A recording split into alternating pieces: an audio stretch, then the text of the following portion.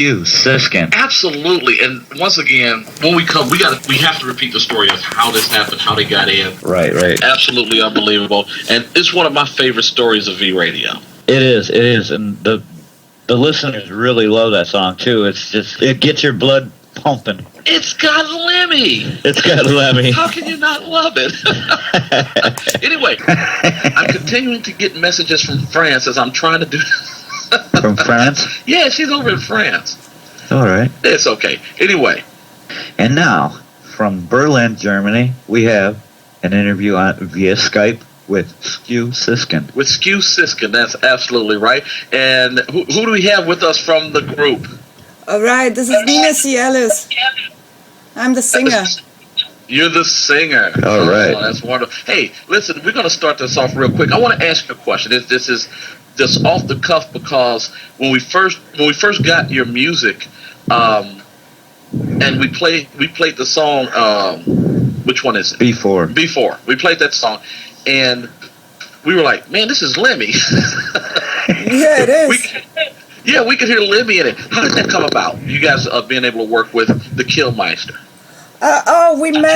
We met earlier on the Concrete Foundation in LA, and somehow we bumped into each other and talked about music a lot, and then he and us met in Berlin later and wrote a couple of songs together, and Before became the first one on this adventure.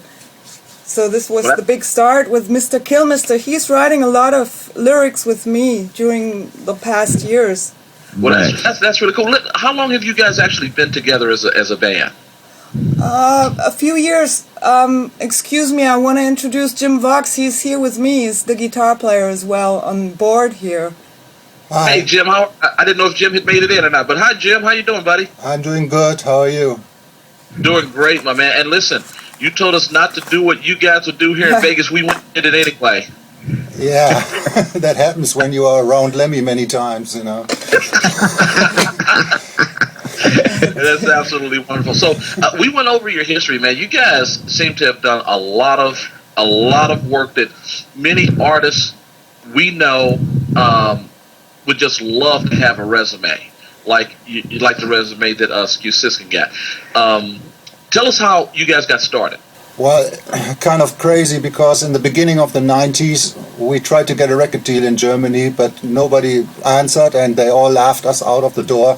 And then all of a sudden, we got through some corners, we got an American deal.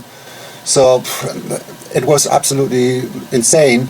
So we went over there and worked in America for a year, touring with Exodus, Black Sabbath, and that was a time when we met Lemmy the first time, but we didn't speak to each other until a few years later.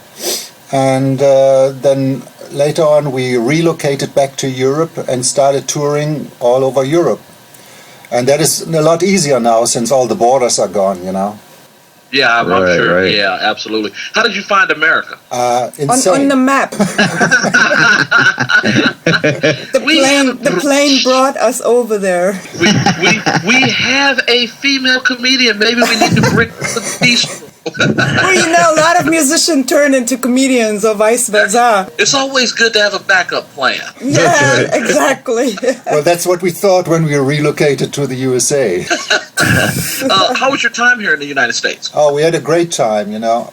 Hilarious. Where was your work base when you worked here? Sherman Oaks, Beverly Hills, Santa Monica. We strutted our stuff all over the place, man. The rainbow. Stuff. I like that. I like that too. Yeah. Of course, for some gambles. Actually, we never made it to Las Vegas. That was a mistake. Well, we drove through. We drove through Las Vegas. Woohoo! But the tour manager didn't want to keep us there for some. Okay, all right.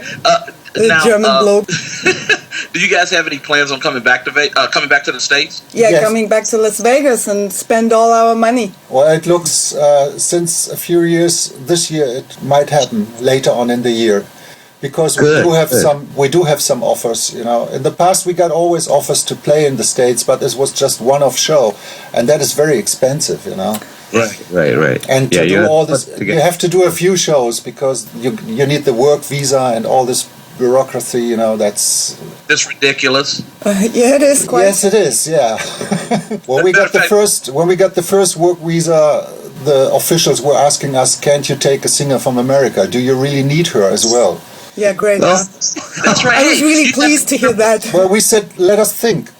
Yes, we do need her. We're like, hey, Thank you know what? you. We're going to do our songs, but we're leaving our singer at home. Right, That's right. right. Isn't that ridiculous? that is. It's absolutely. That's insane. That Well, is it is. insane. We heard the same thing from German record companies. One company was asking us, we have a singer, can you play for them? We don't need your singer. The other company said, the vice versa around. So we are used to those questions. Yeah, it's weird. Everybody wants to replace me, but you know. No, they wanted to replace the band as well. Oh, okay. We at VRadio want you to stay. It's Yes, all absolutely. very clear and simple with Skew Siskin, you know. Yeah, chaos. That's right. Clear chaos. Clear chaos. CC. Exactly. Now tell us what's the name? Skew Siskin. What does that mean? Oh, it's a crazy bird. It's Old English from the 1950s.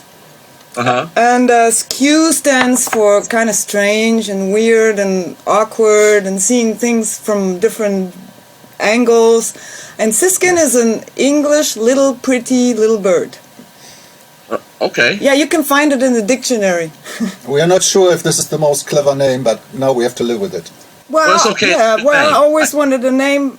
I always wanted a bird name, but every other bird names are taken. You know, hawkwind, black crows, eagles. They're all taken, bastards. The bastards took our names. Yeah, they stole the names. Yeah, stealing names. I'm a big Iron Maiden fan, and All right, and cool. listening That was to my Iron first Maiden- record. And listening to some of the documentaries and things, I see that they love playing in South America, and they get big crowds there. How do you play over there? Do you get good crowds in South Oh, America? totally. Wham blam. They're crazy, nuts. Totally. They love metal there, don't they? Absolutely, yes. Have you guys gone as far as Australia? Right now, since a few days, we are speaking about an Australia tour. That will be the first one. Nice. I got a message from the Motorhead manager that the band would love to do that with us. Oh, that would be good. Now, when you go to Australia, you guys going to hop over to the island, over to New Zealand? I hope so. This is so fucking far away. Yeah, it is. It is. I was looking at it because we're actually looking to take our radio station. We're going to go tour some different places and do our shows from hopefully over in Delhi, over in India, Wow. we're trying to go to Guam, New Zealand, and where else? We were talking one other. Right, let's meet up there then. Hey, Yeah. that's what I'm talking about. Let's Philippine have a Island. beer in Australia. Ooh, It's not really around the corner. that's very decadent. Let's Yeah, meet in it's Australia. right not around the corner. It's far. When I went and looked at the travel itinerary to go, I'm like, wow, what the hell, man? I mean, I know we're in different hemispheres, but gee, Ninny, Yeah, that is such yeah. a long haul. Yeah, right. Gee, Everything is Andy. different there. They drive like in England on the wrong side. And then they have the wallabies and all these kangaroos. And the water is going the other way around. Of course. Now, who, as far as influences, where do your musical influences come from? Oh, blues, 70s, 60s. The Who, Ah, John AC/DC. Entwistle. Well, my You know- favorite singer is obviously Bon Scott. Oh, there you go.